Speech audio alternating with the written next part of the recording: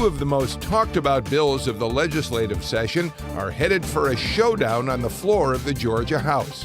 The governor's effort to save failing schools and the $1 billion transportation funding bill. We'll look at where those measures stand.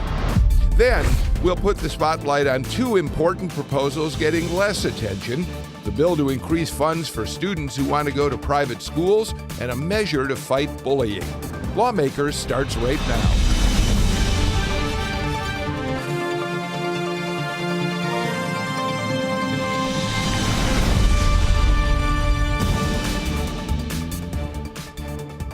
Good evening and welcome to Lawmakers. I'm Bill Nigut. It is day 26 of this year's session. With just 4 legislative days till crossover day, the gloves are starting to come off. Pat St. Clair is live at the Gold Dome with an update. Pat? Thank you, Bill, and good evening. We begin tonight with the massive transportation bill, HB 170. It is finally slated to go to the House floor tomorrow for debate. The original plan was to raise $1 billion to address the problems of congestion and repairing aging highways, roads, and bridges. But this morning, the House Rules Committee amended the bill to cut the state excise tax by about 5 cents a gallon.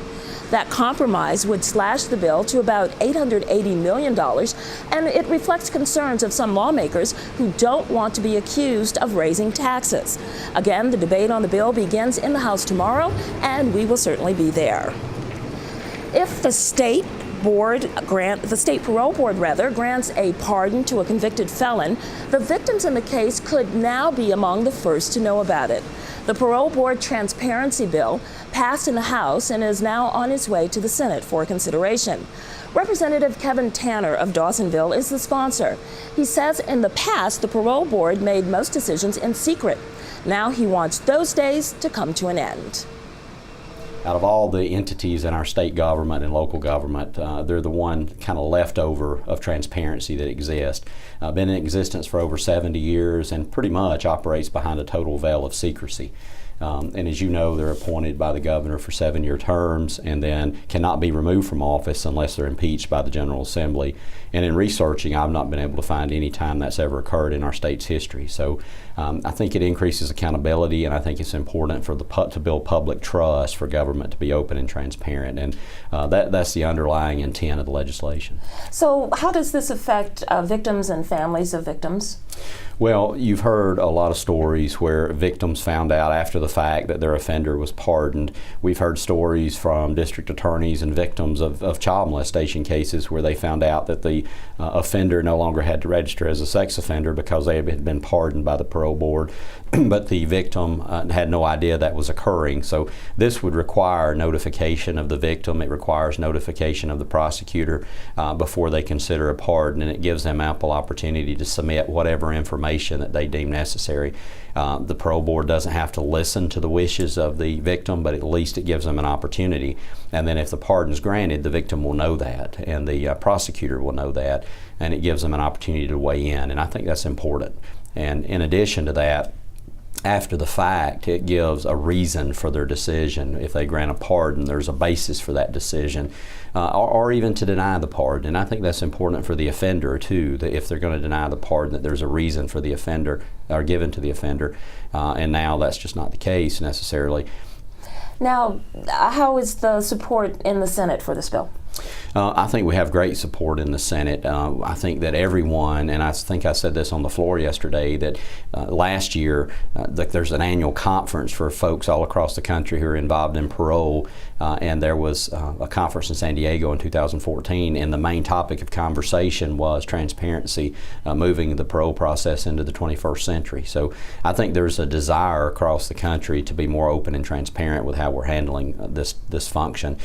Tanner also sponsored the so-called confidential state secrets law in 2013. It keeps secret the identities of those involved in the execution process. Tanner says this week's delays in the execution of Kelly Gisseldanner are proof that the law is working. The drug was obtained from whatever source that the Department of Corrections uses to obtain the drug. They have protocols in place to examine it. They notice some irregularities. They stop the execution. And I think that demonstrates that our Department of Corrections is doing a wonderful job making sure that these processes are carried out correctly. And that's why we haven't, in my opinion, had the cases that some of the other states may have had, is our department's doing a good job, and we're able to obtain the drugs from good, reputable sources because they don't have to live in that fear of the repercussions from the community who are opposed to the death penalty. Gissendanner's execution was originally scheduled for February 25th, but is now delayed again over questions about the execution drugs. She would be the first woman put to death in Georgia in 70 years. Senator William Liggin's AP History resolution passed out of the Senate Education and Youth Committee today, moving it one step closer to debate on the Senate floor. The resolution demands that the College Board, which administers the exam, revise its advanced placement history test for the 14,000 Georgia students who take the test each year. Liggin claims AP History emphasizes negative aspects of American history while minimizing or omitting the positive achievements. On Monday, supporters of the stalled religious liberty bill managed to quickly pass it out of committee while Democrats weren't looking. The legislation is sponsored by Senator Josh McCoon, who chairs the Senate Judiciary Committee.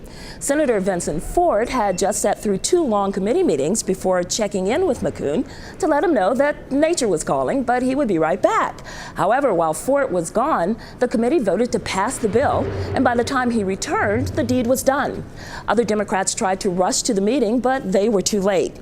Well, we caught up with Senator Ford today, and he did have a few choice words for his Republican colleagues. The bottom line is this, is that it took a 2/3 vote to take the bill off the table. It was a bill that was tabled. The RFRA bill was on the table. It takes 2/3 vote to get it off the table. If you have someone who's out of the room, that lowers the threshold for the vote. So I think it was designed to, get the bill off the table without opposition, and then to carry the vote. It's unfortunate that you have to cheat in order to win. So now what? Keep fighting. It's going to be on the floor probably this week, and we're going to fight it on the floor and make sure we educate the public as to the fact that discriminating against anyone is a bad thing. The new version of the bill passed by the committee closely mirrors federal religious liberty language, but does not include an anti-discrimination amendment, which some supporters had considered. If it were up to you, what animal would you choose to be the official dog of Georgia? Well, if one state representative has his way, all homeless dogs would become the official state dogs. Yes, dogs were on hand for today's announcement. Zeus and Meaty are 2 former shelter dogs that were adopted by families. Representative Joe Wilkinson is sponsoring this bill as a way to bring attention to the plight of homeless animals. For him, the issue is personal because his love of animals goes back to his early childhood. My late father had a stroke when I was just a year old. He had another one when I was 16. And I just can't tell you the void that animals filled in my life. It is not fair that these animals not be given a chance. And it's not fair that families and others, Georgians, are not given the opportunity to love an animal as much as I've been able to love mine. Wilkinson joined with the Atlanta Humane Society and other groups to make today's announcement. He says he doesn't expect the bill to pass this year, but for now, he wants to bring attention to the problem and to remind people of how they can help save homeless animals. And looking ahead, it is going to be a busy day for us tomorrow at the Capitol. In addition to the transportation bill, the Senate is expected to vote on several bills. That includes Governor Dill's education plan, authorizing the state to take over failing schools and create a state-run opportunity school district. Also, the Senate may vote on the religious liberties bill we talked about earlier. It is another controversial issue that's expected to bring some lively debate here under the Gold Dome. Of course, we'll be here keeping track of it all. Bill, back to you. Thank you, Pat. We should mention the fact that it's our colleague Todd Ream who was able to bring that bill naming a state dog to to the legislature. He is very, very involved in trying to rescue animals. The Governor's Failing Schools Initiative is just one of the education-related proposals that face lawmakers this year. There's another one, House Bill 243. It would allow the creation of an educational savings account, similar to the health savings account that many companies offer their employees. Representative Mark Hamilton, a Republican from Cumming, is the bill's sponsor. He joins us here tonight to explain more about it. And also joining us is Greg Bluestein, political writer for the Atlanta Journal-Constitution. Representative Hamilton, thank you for being here. If you'll give us just a second, Greg Bluestein, let's talk about the governor's education bill, which the Senate will take up tomorrow. Just very briefly, what do we expect to see unfold? This is the governor's signature bill. It is his top priority of this legislative session, and it needs a 2/3 majority vote in the Senate because it's a constitutional amendment. That means it needs to get 38 votes. He's got 38 co-sponsors. That doesn't mean he'll get 38 votes, though. It's still a long way to go from co-sponsor to vote. So tomorrow there could be some drama. Does he need Democrats to help pass this initiative tomorrow? He's got at least one Democratic co-sponsor. He's working on at least 3 more that we know of. A lot of things can happen once the bill gets onto the floor and you hear the emotional pleas from both sides. Yeah. So there's some votes that could be in swing. All right, we'll watch it closely. It really is one of the biggest measures of the session. So, Representative Hamilton, while the governor's failing schools bill has been making it through this General Assembly, you've introduced your educational savings account bill, which is your effort, and correct me if I don't state it correctly, to help parents who want an alternative for their children to use the funds that the state applies to their public education toward private education. Is that a fair way of saying it? Well, private education as well as homeschooling would also be included. It's really, to me, it's about a consumer-driven parental choice opportunity. And so I, as a parent, for example, having 3 children, if you take all 3 of those children, we recognize at a very early age how uniquely different each one of them are. So my children, for example, had combinations of public school, private tutoring, those types of things. And so we've got a number of parents around this state that has nothing to do with their dissatisfaction of where their kids are. It's they're recognizing the unique difference of those children. And so what we're trying to do is provide a pathway option with some financial assistance. And because the bill only deals with the state portion of the funding, we think it's a great way to do that. And so it really provides choices for that person, that parent, for that particular child. It's interesting, Greg, that what Representative Hamilton has done, you've anticipated one concern that some people may have had, which is that if your bill were to pass, if a student should take advantage of this, they would still be counted on the public school rolls in terms of the federal funding that comes to a school. Is that what I understand? That is correct. The local school system would still obviously have the local portion that's paid, the local tax dollars. But if there's any federal dollars associated with that child, they would also stay there in that school system. Greg, these kinds of bills, Representative Hamilton knows full well he's kind of operating in the shadow of that big Governor Deal bill. But people love to hear about alternatives to public school. Yeah, but the concern he's got to face is that Democrats and even some Republicans are worried about undermining the public school system. That's why he's taking a sort of slower approach, right? Well, I've been very clear. Matter of fact, many of the school systems were very appreciative that in my first hearing that I said, this is not about public education. Matter of fact, I referenced where I live in Forsyth County, which has a very strong public school system, rated all over very highly in many areas, but yet we have several very large, very successful private schools. We also have a number of citizens that do homeschooling. So the point is, even though it's a great school with very high graduation rates, very high SAT scores, those parents recognize that in their particular situation, the uniqueness of their child, they're making decisions that to go different from the traditional public education system.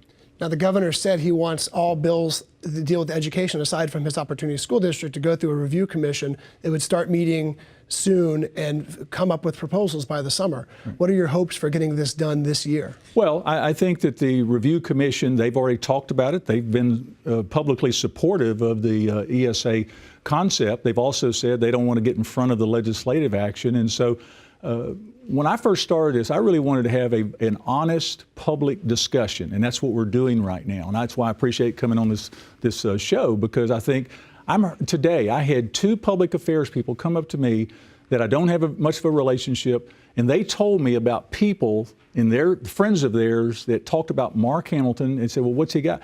And that's how excited people are. We've got parents all across this state that are saying, wow, if you look at the polling that we've done, matter of fact, even school teachers in this poll, over 57% of school teachers support the possibility of parental choice. If you stop and think about school teachers, what do they have? They have choice. They get to take their children to the school of their choice. We have choice in pre-K. We have choice in the Hope Scholarship.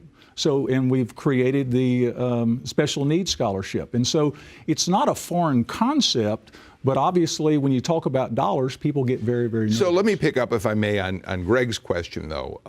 Have you, in fact, been able to talk to the governor about whether he thinks your bill needs to become part of the review commission, and therefore, is it likely that you're going to have to go through the process for the next year and bring it back next session? What I would say is we spoke with the governor's office initially to make sure that there was no concern of us introducing this bill. As I said earlier, I'm not a bomb thrower.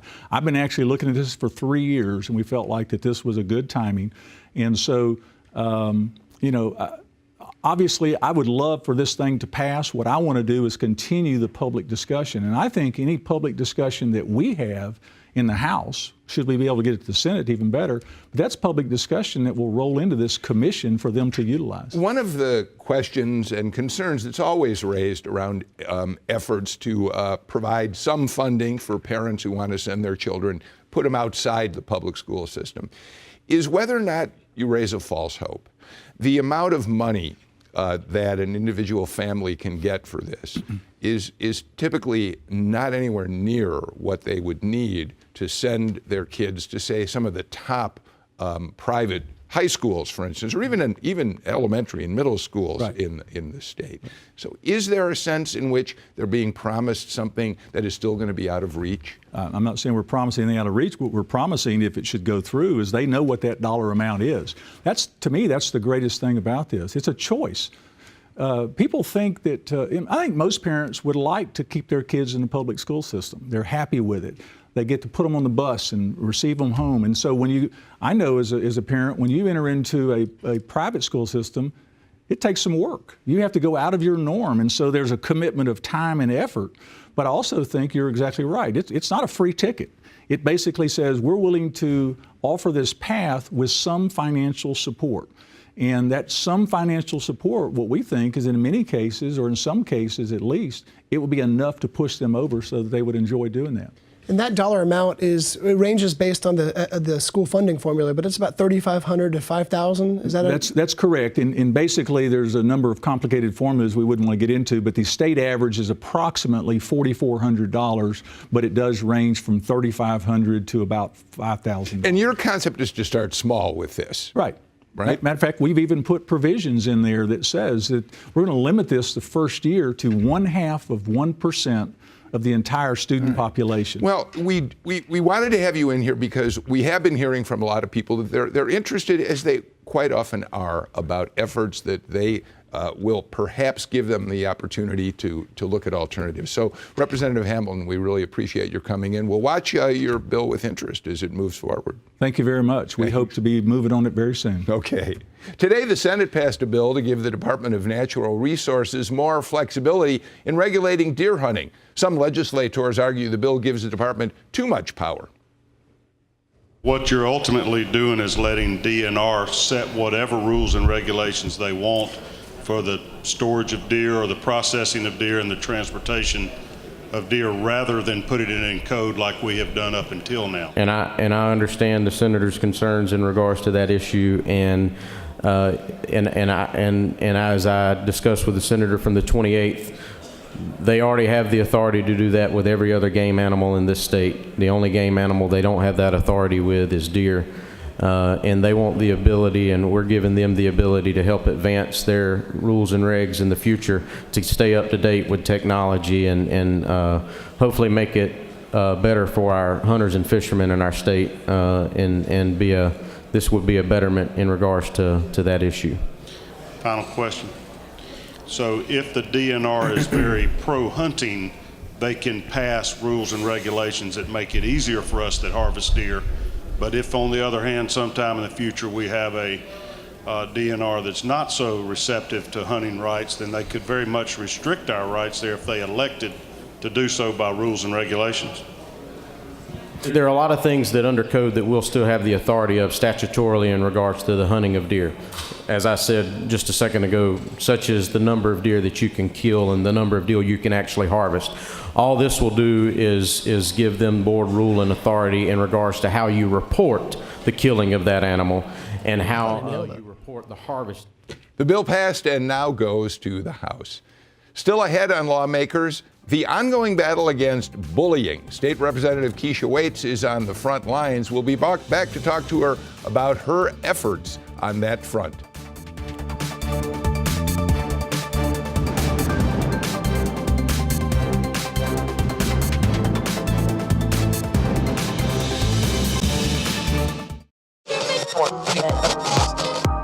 This is 88.5 FM, Atlanta's news source for your news and information. Good morning. Let's start the conversation. What's on your mind, Atlanta? We want to hear from you. The news and information you've been looking for is here on 88.5. From Peachtree City to Piedmont Park, from Norcross to Decatur, GPB Atlanta is the source for stories from your community. All news, all information, all day. Called Midwife returns to PBS next spring. What could be better? BuzzFeed says it's tea-cozy television with a very deep soul. Really? Don't quite know what to say. The show is sweet, funny, and well-acted. I think the secret's out. It's an emotional workout. It's very unfair to pluck at my heartstrings. That's sincere and sentimental. It certainly is. And practically perfect in every way. More or less the words I was searching for. Called Midwife. On Masterpiece, Jeremy Piven returns as Harry Selfridge. The last year's been terrible for Mr. Selfridge. You're not here when we need you. You have to stand up for what you want. This is the sort of endeavor I've been looking for. A whole new beginning. What a show you put on, sir. Charge it to Selfridge account. I'm back. Stay away from me and my family. I'm Harry Selfridge. I don't hide behind anyone. The season premiere.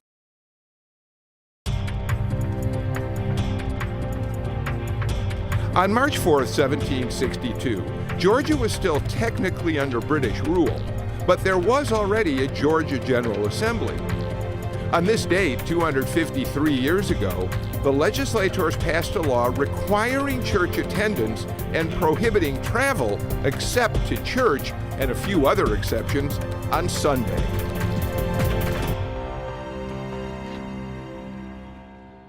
Welcome back to Lawmakers. Joining us now is Representative Keisha Waits. Keisha Waits has been fighting bullying. It's been an issue of hers for quite a long time. We're going to talk to her a little bit about that. But first, Greg Bluestein from the Atlanta Journal-Constitution, who joins me tonight. And I want to get your take. Tomorrow, the transportation bill, the $1.4 billion funding bill, is going to be taken up by the House. Yes. Greg, they've made some adjustments. They made some substantial, there's going to be an amendment on the floor tomorrow that would lower the excise tax from 29.2% to 24 cents a gallon. So that would leave probably about a $300 million hole in what they expect to raise. It's seen as a way to get Republican voters, Republican lawmakers who are sort of squeamish about it, to get on board. Right, and it now looks like they may have the votes because of that, but your concern has been minority contractors. Fewer than 3% of the road contracts in this state go to minority or women contractors. Yes. What do you want to do about that? Well, a couple of things. We simply want to follow the federal model that already exists at the federal level. And it is our belief that women, as well as minorities, have something to contribute to Georgia's growth. I think oftentimes they lack the access to the process. They simply are not aware that these opportunities exist. And it is my hope that the state of Georgia will fully establish a business program that will support women, that will nurture women, and hopefully put more women on the rosters in terms of business ownership. Are you content to let the Department of Transportation work on this issue? Because that's what's been proposed. Well, we actually have a commitment, which I'm very excited about. We have a letter from our commissioner, Commissioner McMurray, as well as the DOT Transportation Board, in terms of their interest in creating a disparity study to address this issue, and that is the first start of the conversation. And so I believe that they will honor their word. I believe that we're moving in the right direction. Okay. Does that go far enough for you? Do you want something written into the law? Yes, I did offer an amendment during the Transportation Committee. Unfortunately, it did not get a vote, but I believe that we have started the conversation. I think that women, business owners, have a lot to offer in terms of contributing to Georgia's growth, and I'd like to see that be codified into law, hopefully one day. Okay. Let's talk about bullying, because this has been an issue you have been championing for quite a while. Yes. You have a new bill that you've introduced. What does your new bill try to do? The new number is HB 40. As you know, we start over, we get a new bill number. And I'm just excited this week. It was a big week for us. We received the endorsement of Mutlick and Associates, who have been following this process.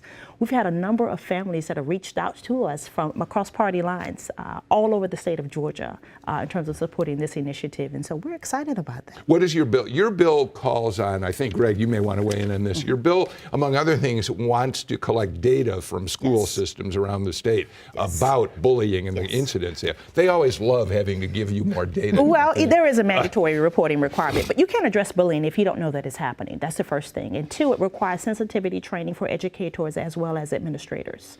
The other piece is that oftentimes people feel that kids will be kids, boys will be boys. There's a culture that exists. And so what we're hoping that this will create an atmosphere of accountability.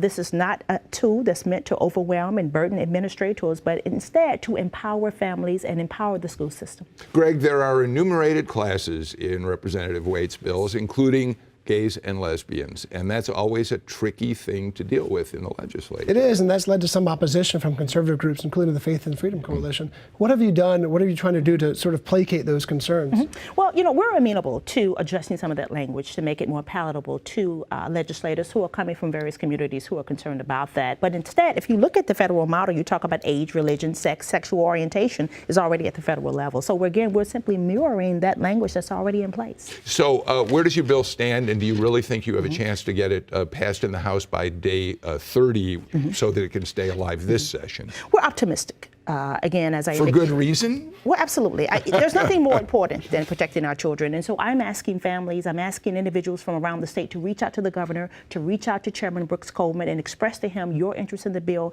and seeing this move forward. There's nothing more important than protecting our children. Bullying remains a significant problem in schools across the state, doesn't it? Yes. And so this is why you were bullied as a child yourself. Yes, I remember it like it was yesterday. All right. Yes. Representative Waits, thank you for coming in. We will watch with interest as this unfolds. And we'll look at your minority contractor effort in terms of the transportation. And don't forget women. Minority and women. Thank you, Representative Waits. My wife and daughter, thank you for reminding me too. Yes. The General Assembly recognized John Smoltz today, the retired Braves pitcher, who was recently chosen for the National Baseball Hall of Fame. Here he is addressing members of the House. My baseball playing career statistics got me to this point. The induction to the Hall of Fame is something I never dreamt of, but the opportunity to live well beyond the days of playing in a uniform is what I'm most proud of, and knowing that, Lord willing, I will be here. I've been living in Atlanta 25 years. I hope another 50 years are afforded to me, and I get an opportunity to do what you guys get to do, very important jobs, making this place the best place that we call home. So I'm honored, I'm humbled to know that the work you do is sometimes thankless, but very important. What we get to do on a baseball field sometimes gets too much attention, but I'm honored to be before you. I accept this with great humbleness, as does my wife. I'm proud to know that we have raised our family here, and we will continue to do so. So thank you very, very, very much.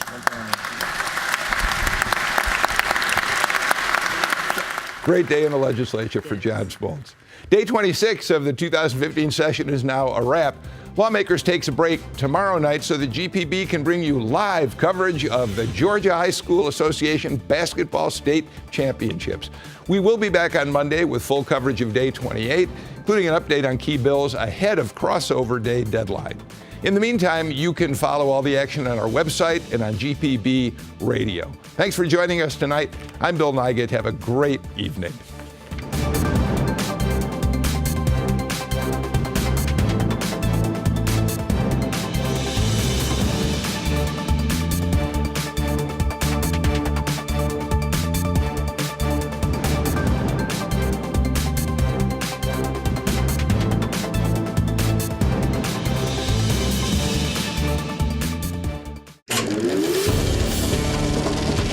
This is a GPB original production.